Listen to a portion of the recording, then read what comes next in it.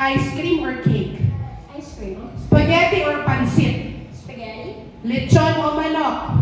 Manok. Chocolate or flowers? Flower.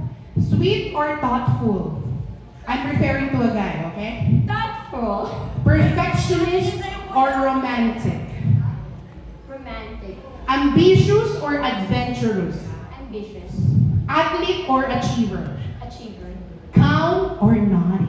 Naughty. Attractive or beautiful? Attractive. Diamonds or gold? Diamonds. Open-minded or dirty-minded? Open-minded. Naging na ako. Naghihina ako. Tapang ni Duterte o talino ni Miriam?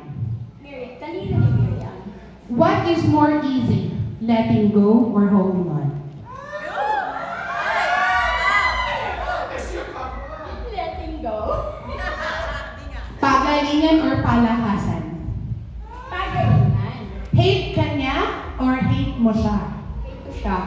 Lips or cheeks? Chicks. Lights on or lights off? Off. Top or bottom?